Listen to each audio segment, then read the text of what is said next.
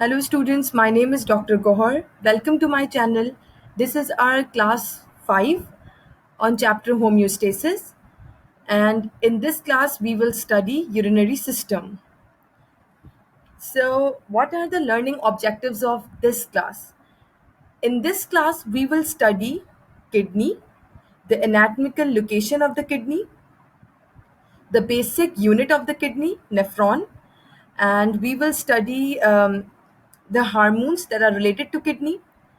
So जो students हैं उनको बहुत ज़्यादा first year and inter students, the grade 11 and 12 students, they face a lot of difficulty in understanding the location and diagrams that are related to kidney and urinary system. So here we go. It is very easy. Let's start today's topic. So urinary system. A pair of kidneys consists of millions of functional units, nephrons. The nephrons have extensive blood supply via the renal arteries, which leave each kidney via the renal vein. The function of kidney and blood in clearing waste is very evident from the fact that weight of the kidneys account for less than 1% of total body weight, while receive 20% of blood supplied with each cardiac output. So basically, what are kidneys? सबसे पहले question arise होता है. Kidneys are the organs that are present in the lumbar regions. हमारे abdomen में present होती हैं kidney. These are kidneys. This is right kidney and this is left kidney. How we come to know that this is right kidney and this is left kidney? Because as we already know, because on the right hypochondrium there is a liver. यहाँ पर liver होता है. तो liver is a large organ, is a large metabolic glandular organ है. तो उसकी वजह से क्या होगा कि वो लिवर के प्रेशर की वजह से जो राइट किडनी होगी वो स्लाइटली डाउनवर्ड होगी as compare to left kidney. आप देख सकते हैं लेफ्ट किडनी, अगर मैं यहाँ पे एक क्रॉस सेक्शनल लाइन ड्रॉ करूँ, ये लाइन अगर मैं ड्रॉ कर रही हूँ किडनी टू, तो हमारे पास ये जो राइट किडनी है स्लाइटली डाउनवर्ड है as compare to left kidney. तो आप इससे बता सकते हैं, देखते हैं कि ये राइट किडनी है और ये लेफ्ट किडनी है. ठीक है. एक और हाउ कैन वी कंक्लूड, एक और किस तरह कंक्लूड कर सकते हैं कि कौन सी राइट किडनी और कौन सी लेफ्ट किडनी है. Inferior vena cava, this blue when which is running in the centre, inferior vena cava जो होता है वो स्लाइटली राइट की तरफ होता है, और ये जो पिंक एओटा है, ये एओटा जो है ये लेफ्ट की तरफ होता है स्लाइटली. तो जब राइट की तरफ इंफीरियर वेना कैवा होगा तो इस तरफ कौन सी किडनी होगी, राइट किडनी. ठीक है.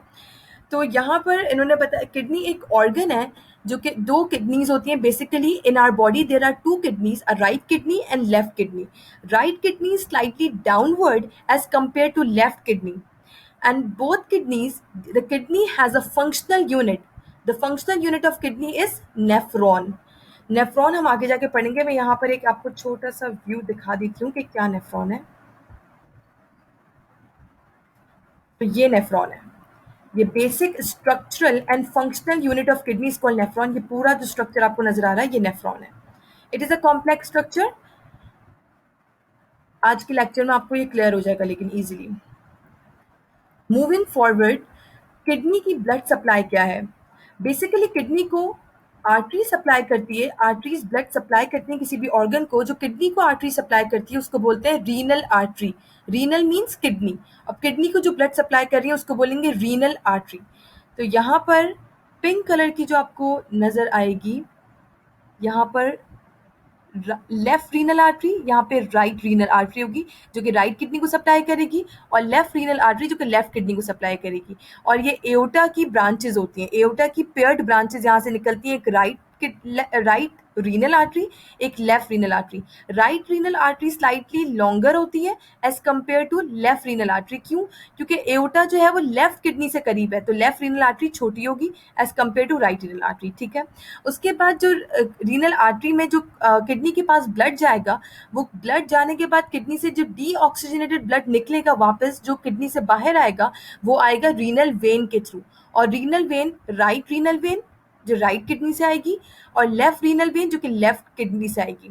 और फिर राइट और लेफ्ट रीनल वेन आके ड्रेन हो जाएंगे किसके अंदर, ये ब्लू इंफीरियर वेना कैवा के अंदर, जो कि जाके ड्रेन हो जाएगा किसके अंदर, हार्ट के अंदर. ठीक है, right side of the heart के अंदर. तो यहाँ पे इन्होंने यही बताया है। उसके बाद यहाँ पे बता रहे हैं कि जो किडनी का जो वेट होता है वो टोटल बॉडी वेट से लेस देन 1%, हमारे टोटल बॉडी वेट का जो लेस देन 1% होता है वो किडनी का वेट होता है। इतना कम वेट है किडनी का। लेकिन किडनी जो है वो कार्डियक आउटपुट का 20%, जो 100% कार्डियक आउटपुट आता है उसमें से 20% कार्डियक आउटपुट जो ब्लड होता है वो कौन रिसीव करता है? किडनी रिसीव करता है। ठीक है। Following filtration of blood and further processing through tubular system, urine is collected in a central cavity of the kidney pelvis. Urine leaves the kidney through a duct ureter. The ureters of both the kidneys drain into urinary bladder. तो basically kidneys के function क्या है? दो आपको kidneys के function याद रखने हैं। Number one is the filtration of blood, blood को साफ करना, प्योरीफाई करना। Number second is the production और फॉर्मेशन ऑफ यूरिन, यूरिन की फॉर्मेशन करवाना। किडनी के दो फंक्शंस हैं। ठीक है। उसके बाद हमारे पास ये होता है कि जब किडनी के अंदर यूरिन बनता है तो यूरिन कहाँ जाता है? यूरिन किडनी के अंदर फॉर्म हो गया, उसके बाद किडनी यूरिन जाएगा यूरेटर्स के अंदर। ये यहाँ पे एक डायलेटेड पार्ट होता है यूरेटर का, उसको बोलते हैं पेल्विस, और फिर हो जाएगा कहाँ पर? यूरेटर्स में। एंड देन यूरिन यूरेटर से होते हुए कहाँ जाएगा? ब्लैडर में। राइट किडनी का जो यूरिन होगा वो जाएगा right pelvis and then right ureter and then urinary bladder. Left kidney का यूरिन जो है वो right left pelvis, urinary pelvis, left ureter, these tubes are called ureter, and then drains into the urinary bladder through the urethral orifice. Urethral orifice, orifice बोलते हैं openings को, ये orifice लिखे हुए यूरिट्रल ओरिफिस। यहाँ पे आपको कट सेक्शन में दिखाया हुआ, यहाँ पे यूरिट्रल ओरिफिस, यहाँ पे आके यूरिन कलेक्ट हो जाएगा ब्लैडर के अंदर। ये ब्लैडर है, यूरिनरी ब्लैडर है ये। ठीक है। एक एक और डायग्राम मैं आपको दिखा दूँ ताकि अच्छे से समझ आ जाए। सो ये हमारे पास, अब आप बताएंगे खुद, ये राइट किडनी है, ये लेफ्ट किडनी है, क्योंकि राइट किडनी स्लाइटली डाउनवर्ड, यहाँ पर देखें right kidney slightly downward and left kidney slightly upward because of the presence of liver on the right side. Then these are ureters, यहाँ पर भी ये यूरेटर, ये यूरेटर है, ये भी यूरेटर है। जो किडनी के अंदर यूरिन फॉर्म होता है, ये क्रॉस सेक्शन आपको कट सेक्शन में दिखाया हुआ है। यहाँ किडनी से कट किया, यहाँ पर दिखाया हुआ है कि हमने जब किडनी को कट किया क्रॉस सेक्शन में, तो यहाँ पे किडनी के अंदर यूरिन फॉर्म होता है, और यूरिन फॉर्म होने के बाद वो जाता है पेल्विस के अंदर। ये है पेल्विस, ये डायलेटेड पार्ट की जहाँ पे मैं पॉइंट कर रही हूँ एरो को। Upper dilated part of ureter is called pelvis. Kidney से यूरिन गया पेल्विस में, then from pelvis it goes into the ureter. ये ट्यूब्स जो है यूरेटर है, and from ureter it goes into the urinary bladder. Okay. Arterial supply जो कि मैं बता चुकी हूँ, किडनी की रीनल आर्टरी है, देखिए ये एओटा है, एओटा से right renal artery, left renal artery, और रीनल वेन, ये left renal vein which drains into inferior vena cava, ये राइट रीनल वेन जो कि ड्रेन कर रही है किसके अंदर? Inferior vena cava. ठीक है।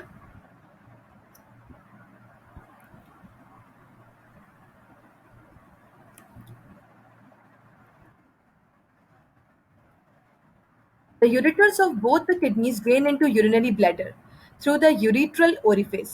जब हमारे पास यूरेटर के अंदर जो ब्लड जो यूरिन होता है वो यूरिन यूरिनरी ब्लैडर के अंदर कैसे एंटर होगा? जो यूरेट्रल ओरिफिस होंगे, जो गेट है, ओरिफिस मतलब गेट, ओपनिंग्स, गेट है, जब ये ओरिफिस ओपन होंगे तो यूरेटर से यूरिन चला जाएगा यूरिनरी ब्लैडर में। Urine leaves the body during urination. जब यूरिनेशन करते हैं हम लोग, मिक्चुरेशन या यूरिनेशन करते हैं, तो यूरिन बॉडी से लीव करता है, और बॉडी से कैसे लीव करेगा? जो from the bladder through a tube called urethra. अब देखें, किडनी से यूरिन आया यूरेटर्स के अंदर, and from ureters it enters into the urinary bladder. Urinary bladder के अंदर आके कलेक्ट हो गया। जब पेशेंट के अंदर स्ट्राइव होगी कि उसको यूरिनेशन करनी है, मिक्चुरेशन करनी है, तो यूरिनरी ब्लैडर कॉन्ट्रैक्ट करेगा और ब्लड और यूरिन यूरिन जो है वो कहाँ जाएगा? यूरिथ्रा में जाएगा। ये है यूरिथ्रा, ये है यूरिथ्रा। ये urethral orifice, internal urethral orifice open होगा, ओपनिंग, और यूरिनरी ब्लैडर का जो यूरिन है वो आ जाएगा यूरिथ्रा में। ये ट्यूब है, और यूरिथ्रा से होता हुआ एक्सटर्नल यूरिथ्रल ओरिफिस जब ओपन होगा तो यूरिन बाहर आएगा। अब यहाँ पे मेल आपको दिखाया हुआ है, मेल यूरिथ्रा दिखाया हुआ है क्योंकि ये पीनिस है। ठीक है। maybe I am not sure. Yes,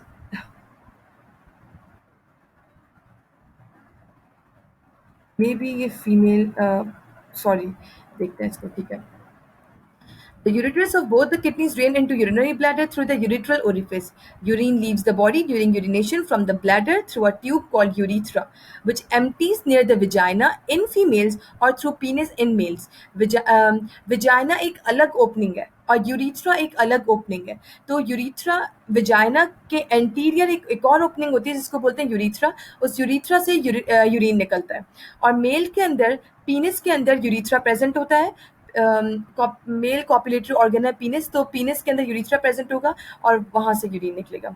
sphincter muscles near the junction of urethra and bladder control urine in bladder. जो स्फिंक्टर मसल्स होते हैं, जो इंटरनल यूरिथ्रल स्फिंक्टर है यहाँ पे ये मसल, ये यहाँ पर, और जो एक्सटर्नल यूरिथ्रल स्फिंक्टर है ओरिफिस या स्फिंक्टर है यहाँ पर, ये कंट्रोल करते हैं यूरिन के आउटफ्लो को.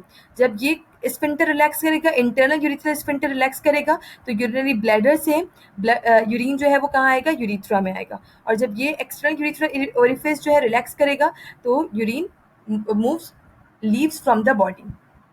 Okay, moving forward. What is nephron? Nephron is the basic structural and functional unit of kidney. The functional units nephron in human kidneys are arranged along two distinct regions, an outer cortex and inner medulla. The nephrons arranged along the cortex are called cortical. However, those arranged along the border of the cortex and medulla with their tubular system looping deep in inner medulla are called juxtamedullary nephrons. These juxtamedullary nephrons are specifically instrumental in the production of concentrated urine. So, अगर ये diagram वापस देखें हम लोग, तो ये cross section आपको kidney का दिखाया हुआ है. किडनी अगर हम क्रॉस सेक्शन करें किडनी का और किडनी को अंदर से देखें, तो किडनी के दो पार्ट्स होते हैं.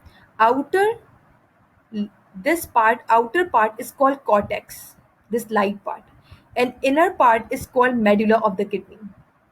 ठीक है, ये आउटर पार्ट कॉर्टेक्स है, ये inner part medulla of the kidney है. ठीक है, तो नेफ्रॉन्स जो होते हैं बेसिक स्ट्रक्चरल फंक्शनल यूनिट है जो किडनी का, वो दो तरह के नेफ्रॉन्स होते हैं किडनी के अंदर. जस्टा मेडुलरी नेफ्रॉन्स, और नंबर सेकेंड है हमारे पास कॉर्टिकल नेफ्रॉन. वो नेफ्रॉन जो कि कॉर्टेक्स से होते हुए मेडुला में आए, वो होते हैं कॉर्टिकल नेफ्रॉन. और वो नेफ्रॉन जो कहाँ से स्टार्ट हो, कॉर्टेक्स और मेडुला के जंक्शन से स्टार्ट हो रहे हो, उनको बोलते हैं जस्टा मेडुलरी नेफ्रॉन. और जस्टा मेडुलरी नेफ्रॉन जो है वो कंसंट्रेटेड यूरिन प्रोड्यूस करते हैं. दिस इज वेरी इंपॉर्टेंट कि कौन से नेफ्रॉन जो होते हैं वो कंसंट्रेटेड यूरिन प्रोड्यूस करते हैं. Juxtamedullary nephron are responsible for the production of concentrated urine.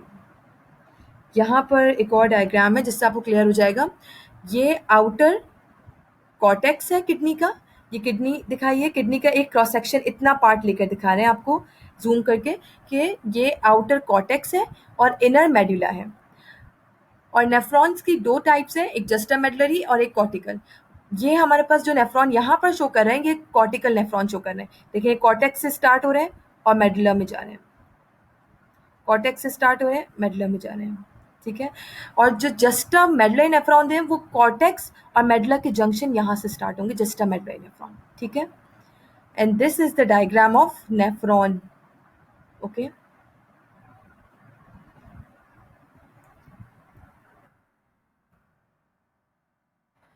In each nephron inner and forms a cup shaped. अब यहाँ से जो ये जो पैराग्राफ स्टार्ट हो रहा है, इस पैराग्राफ से अब हम लोग नेफ्रॉन के बारे में पढ़ेंगे. हमें पता है कि किडनी जो है यूरिन फॉर्मेशन करवाता है. अब किस तरह यूरिन ब्लड साफ होगा, ब्लड प्योरीफाई किस तरह होगा और यूरिन की प्रोडक्शन किस तरह होगी, वो नेफ्रॉन करता है. जो फंक्शनल यूनिट है किडनी का वो करता है. तो अब नेफ्रॉन के बारे में पढ़ेंगे हम लोग. In each nephron, inner end forms a cup-shaped swelling called Bowman's capsule, and it is around a ball of capillaries called glomerulus. Glomerulus circulates blood through a capsule as it arrives through efferent arteriole and leaves the capsule by the efferent arteriole. The blood vessel subdivides again into another network of capillaries, the peritubular capillaries. So यहाँ पे देख लेते हैं हम लोग.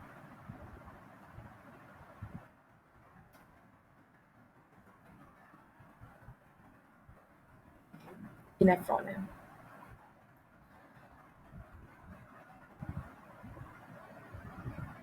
Okay.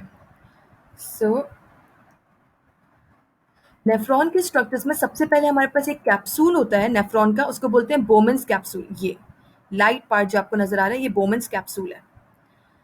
बोमेंस capsule किसको surround किया हुआ होता है? एक टफ टफ कैपिलरीज होती हैं, स्मॉलेस्ट वेसल्स होती हैं, इनको कैपिलरीज बोलते हैं। ये कैपिलरीज जो है उनको सराउंड किया हुआ है बोमेंस कैप्सूल ने। ठीक है। कैपिलरीज के अंदर ब्लड कैसे आता है? Afferent arteriole. Efferent arteriole capillaries को ब्लड सप्लाई करती है। ग्लोमेरुलस, इस टफ टफ कैपिलरीज को ग्लोमेरुलस बोलते हैं। और ग्लोमेरुलस को ब्लड सप्लाई कौन करता है? एफरेंट आर्टीरियोल, जो कि किसकी ब्रांच होती है? रीनल आर्टरी से आती है। ठीक है। उसके बाद कैपिलरीज से जो ब्लड निकलेगा, ग्लोमेरुलस से जो ब्लड निकलेगा वो किसके थ्रू निकलेगा? Efferent arteriole. ये एरो देखिए, अंदर जो ब्लड जा रहा है वो एफरेंट आर्टीरियोल और जो निकलेगा इफरेंट आर्टीरियोल। ठीक है। उसके बाद ये जो कैपिलरीज जो कि टिब्यूल्स को सराउंड करेंगे, ये रेड, ये बोलते हैं पेरीटिब्युलर कैपिलरीज। ठीक है। टफ टफ कैपिलरीज, पेरीटिब्युलर कैपिलरीज है ये। ओके। सबसे पहले हो गया ग्लोमेरुलस, टफ टफ कैपिलरीज, उसको सराउंड किया हुआ है बोमेंस कैप्सूल ने। उसके बाद हमारे पास आता है proximal convoluted tubule. This proximal convoluted tubule convolute है। Then descending limb of loop of Henle, then ascending limb of loop of Henle, then distal convoluted tubule, and this collecting tubule, and then collecting duct. एक और diagram जो आपको अच्छे से समझा देगी वो ये है। This is glomerulus, tuft of capillaries, which receives blood from the efferent arteriole and leaves blood from the glomerulus through efferent arteriole. Then this is glomerulus, which surrounds, Bowman's capsule, which surrounds glomerulus. Then proximal convoluted tubule, this whole proximal convoluted tubule. Then descending limb of loop of Henle. Then thin descending limb of loop of Henle. Then thick ascending limb of loop of Henle. Then distal convoluted tubule. Then collecting tubules. These are collecting tubules which forms the collecting duct. And from the collecting duct, urine goes into the, from the collecting duct goes into the pelvis, and from the pelvis into the ureter, and from ureter into the bladder, and from bladder into the urethra. और यहाँ जो है ये junction show किया हुआ है कि ऊपर कॉर्टेक्स होगा और इनर मेडुला होगा किसका? किडनी का। ठीक है। This diagram is very important. Try to revise these diagrams with labeling again and again. Okay. So, Bowman's capsule continues as extensively convoluted. Bowman's capsule continues into proximal convoluted tubule, which then continues as loop of Henle, then distal convoluted tubule, which empties into collecting tubules, and then collecting tubules open into the collecting duct. The filtrate from this pass through and formation of urine form होता है. ठीक है. एक और important चीज जो यहाँ पर थी, अब किडनी के फंक्शंस कौन से हैं? कौन से नेफ्रॉन के, बेसिकली नेफ्रॉन जो बेसिक स्ट्रक्चरल फंक्शनल यूनिट है उसके क्या फंक्शन है और वो किस तरह यूरिन फॉर्मेशन करवाता है? सबसे पहले जो नेफ्रॉन के अंदर फंक्शन होता है वो होता है फिल्ट्रेशन. हमने पढ़ा कि 20% ऑफ कार्डियक आउटपुट जो है वो किडनी के अंदर आता है थ्रू रीनल आर्टरी के थ्रू 20% ऑफ कार्डियक आउटपुट जो आया वो किडनी के अंदर आ गया. अब सबसे पहले क्या होगा? फिल्ट्रेशन होगा. Blood passing through a glomerulus is filtered into Bowman's capsule. It is specifically filtered here, unlike at the other parts of vessels, because glomerulus walls are porous, and the junction of blood pressure reaching here provides the filtration pressure. The filtration appearing in Bowman's capsule, the filtrate appearing in Bowman's capsule is called glomerular filtrate, which contains numerous useful substances such as glucose, amino acids, salts, etc. in aqueous solution.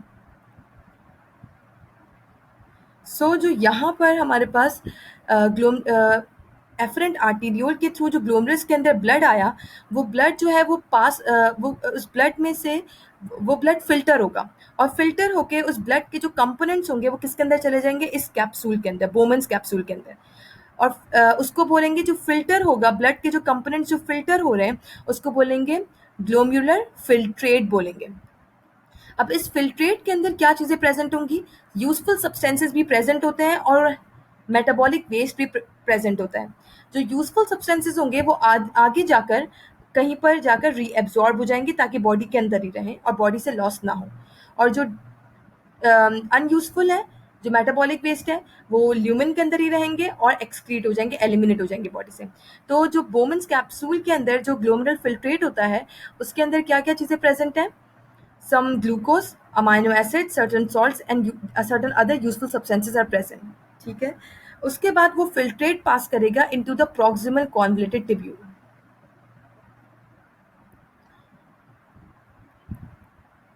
Reabsorb. First filtration, then reabsorption.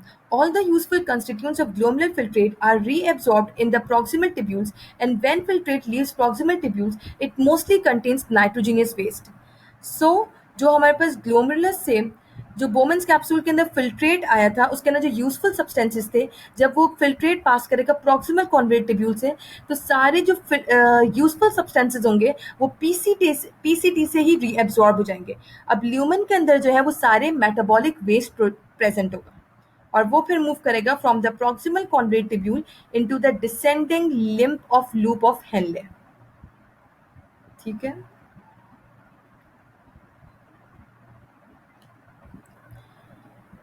Secretion. The tubular epithelium also secretes substances into the lumen. This secretion is very selective and is mainly by of hydrogen ions to balance pH value of the filtrate passing through the tubule. सबसे पहले filtration हुआ, then reabsorption, then secretion होगी। Bowman's capsule glomerular से सबसे पहले filtrate बना, glomerular filtrate. वो glomerular filtrate पास करके गया पीसीटी से और जो यूजफुल सब्सटेंसेस थे उसके अंदर फिल्ट्रेट के अंदर वो रीएब्जॉर्ब हो गए। फिर वो पास करके गया loop of Henley. Loop of Henley में क्या, जो कोई भी वेस्ट प्रोडक्ट और सेल्स के अंदर प्रेजेंट होंगे वो इसके अंदर आके सीक्रेट हो जाएंगे। Then from the descending limb of loop of Henle it goes into the ascending limb of loop of Henle, और then from the ascending limb into the distal convoluted tubule. जो भी यूजफुल सब्सटेंसेज होंगी वो reabsorb होती जाएंगी और जो waste होगा वो सीक्रेट भी होता जाएगा, and then in this way urine is formed.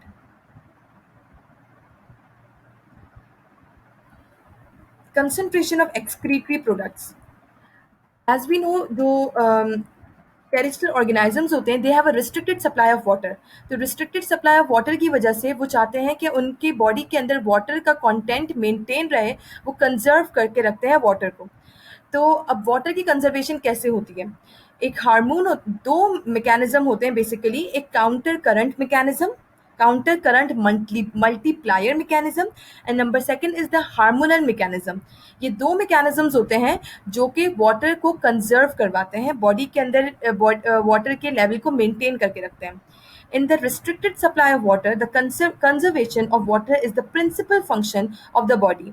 This is done by concentration of filtrate by counter current mechanism. एक filtrate, जो वो filtrate जो glomerular filtrate बना है उसको concentrate कर दिया जाए, उसके अंदर से जो water है उसको निकाल दिया जाए, body के अंदर ही रखा जाए water को, और concentrated urine जो है वो form किया जाए जिसके अंदर less water हो। और दूसरा मैकेनिज्म है हार्मोनल मैकेनिज्म। हार्मोनल मैकेनिज्म के अंदर एंटी डायूरेटिक हार्मोन आता है, ADH आता है।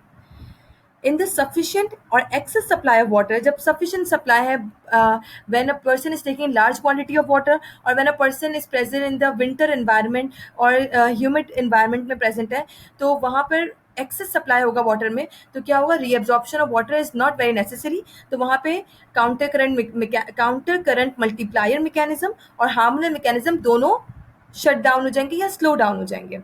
The reabsorption of water from the filtrate is reduced specifically due to inhibition of release of antidiuretic hormone। तो ऐसी कंडीशंस में एंटीडायूरेटिक हार्मोन का लेवल जो है वो कम हो जाता है बॉडी के अंदर। The reduction in reabsorption causes large volumes of diluted urine। जब हम लोग कम reabsorb करेंगे वाटर को तो कैसा यूरिन फॉर्म होगा, डाइल्यूट यूरिन। और जब हम in the presence of counter current mechanism and hormonal mechanism, जब हम वाटर को ज़्यादा रीएब्जॉर्ब करेंगे तो कैसा यूरिन प्रोड्यूस होगा, concentrated urine. Mammalian kidney, including human, is adapted to conserve water over 99.5% reabsorption of the glomerular filtrate. Okay, so counter current multiplier mechanism और hormonal mechanism कैसे होता है ये देख लेते हैं. The interstitial fluid of the kidney is gradually concentrated from cortical to the medullary part.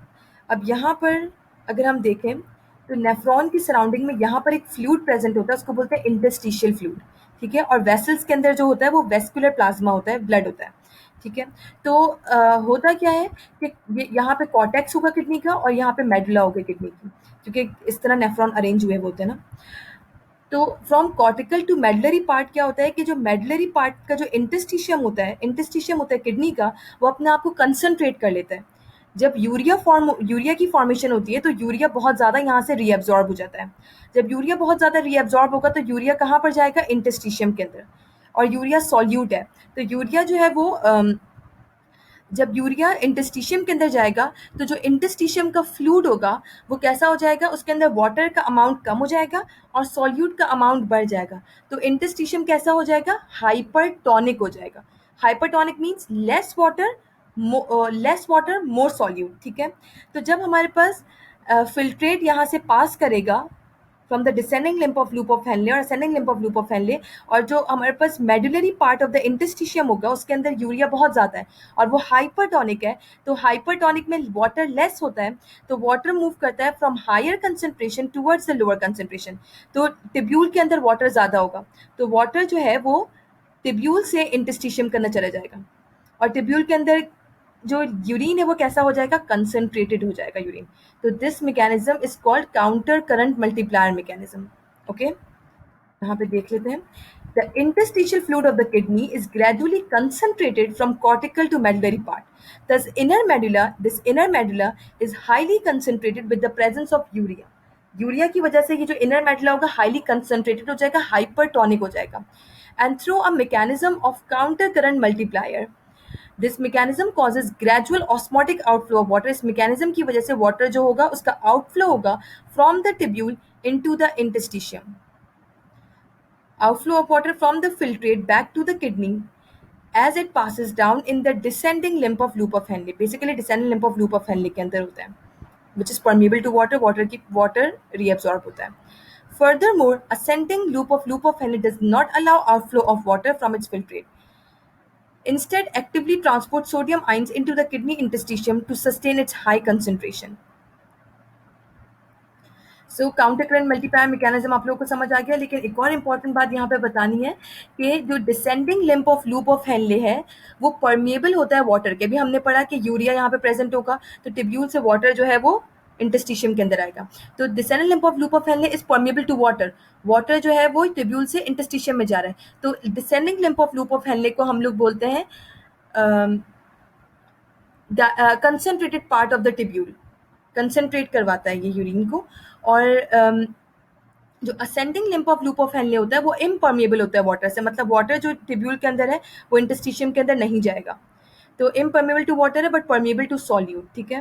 It is diluting part of the tubule, diluting part of the lymph of Henle, and it is the descending limb of loop of Henle is the concentrated part of the loop of Henley. ठीक है. Moving forward, hormonal mechanism. So basically kidney से related दो hormones आप लोग को याद रखने. एक ADH है, एंटी डायूरेटिक हार्मोन, और सेकंड है एल्डोस्टेरॉन. ADH जो है वो कहाँ, एंटी डायूरेटिक हार्मोन रिलीज होता है from the posterior pituitary. Pituitary gland हमारे ब्रेन में प्रेजेंट है. एंटीरियर पिट्यूटरी ग्लैंड होता है और पोस्टीरियर पिट्यूटरी ग्लैंड होता है. कुछ हार्मोन्स एंटीरियर पिट्यूटरी से रिलीज होते हैं, कुछ पोस्टीरियर पिट्यूटरी से. तो one of the hormone which release from the posterior pituitary is ADH, anti diuretic hormone. Anti diuretic hormone नाम से पता चल रहा है. एंटी अपोज करेगा डायूरिसिस को, वाटर के लॉस को, रिमूवल ऑफ वाटर को इनहिबिट करेगा. मतलब वाटर की रीएब्जॉर्प्शन करवाएगा, वाटर को कंजर्व करवाएगा बॉडी के अंदर.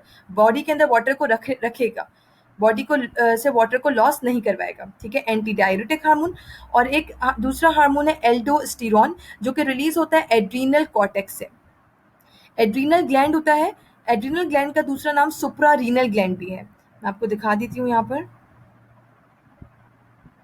So this yellow gland, this is adrenal gland. Adrenal gland को हम लोग दूसरा नाम है सुप्रारीनल ग्लैंड भी कहते हैं. क्यों? क्योंकि renal means kidney, supra means above. Above the kidney, kidney के अबव प्रेजेंट होते हैं ये ग्लैंड, तभी इनको बोलते हैं एड्रीनल ग्लैंड या सुप्रा रीनल ग्लैंड है ये, ठीक है। इस एड्रीनल ग्लैंड के दो पार्ट होते हैं, कॉर्टेक्स और मेडुला। कॉर्टेक्स से रिलीज होता है हमारे पास एल्डोस्टेरॉन, ठीक है। और एल्डोस्टेरॉन का फंक्शन क्या है, वो रीएब्जॉर्प्शन करवाता है सोडियम आइंस की, तो सोडियम की कंसेंट्रेशन को इंक्रीज करता है बॉडी के अंदर aldosterone. The active uptake of sodium in the ascending limb or thick loop of Henle is promoted by the action of aldosterone, the hormone secreted from the adrenal cortex. The other site in the nephron where reabsorption of water takes place is the collecting tubule. ठीक है, ADH released from posterior pituitary lobe acts to the actively transport water from filtrate in the collecting tubules back to kidney. अब यहाँ पे एक मैं इस चीज़ को वापस समराइज कर देती हूँ कि जो एड्रीनल कॉर्टेक्स है, एड्रीनल ग्लैंड का एड्रीनल कॉर्टेक्स है, उस एड्रीनल कॉर्टेक्स से जो हार्मोन रिलीज होता है उसको बोलते हैं एल्डोस्टेरॉन। वो एल्डोस्टेरॉन कहाँ पे जाके एक्ट करता है, वो ascending limb of loop of Henley पे जाके एक्ट करता है, ठीक है। और क्या करवाएगा, सोडियम की रीएब्जॉर्प्शन करवाएगा और इंक्रीज करेगा level of sodium in the body, ठीक है। सेकेंड हार्मोन जो है वो ADH है, anti diuretic hormone, which is release from the posterior pituitary gland, ठीक है, वहां से रिलीज होगा और वो जाके एक्ट करेगा कहाँ पे, किडनी पे। कहाँ जाके एक्ट करता है, कलेक्टिंग टिब्यूल्स पे जाके एक्ट करता है, कलेक्टिंग टिब्यूल्स और कलेक्टिंग डक्ट पे जाके एक्ट करता है। Not proximal convolute tubule, not distal convolute tubule, not loop of Henle. ADH acts only on collecting tubule, aldosterone acts only on loop of Henle, ठीक है। और ADH क्या करवाएगा, वाटर की रीअब्जॉर्प्शन करवाएगा ताकि वाटर का लेवल बॉडी में इंक्रीज हो जाए।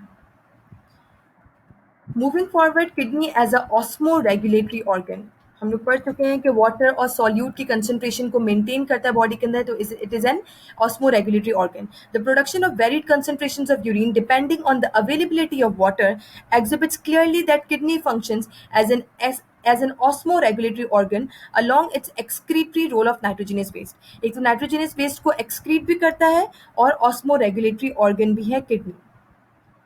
So thank you so much guys, आज का लेक्चर, आज की क्लास यहीं तक थी हमारी। नेक्स्ट क्लास में हम लोग पढ़ेंगे किडनी प्रॉब्लम्स और उसकी क्योर्स पढ़ेंगे, जो कि बहुत इंपॉर्टेंट है। अगर आप लोगों को ये लेक्चर समझ आया हो तो आप लोग नेक्स्ट लेक्चर भी इसका ज़रूर देखें ताकि आप लोग को रिलेट कर सकें चीज़ों को, और मैं ट्राई करूँगी बार बार रिपीट करने के लिए चीज़ें कि आपको समझ आने लग जाए। Okay, don't forget to subscribe and like my channel. Thank you so much for watching. If you have any queries, you can ask me in the comment section. Allah Hafiz. See you next time.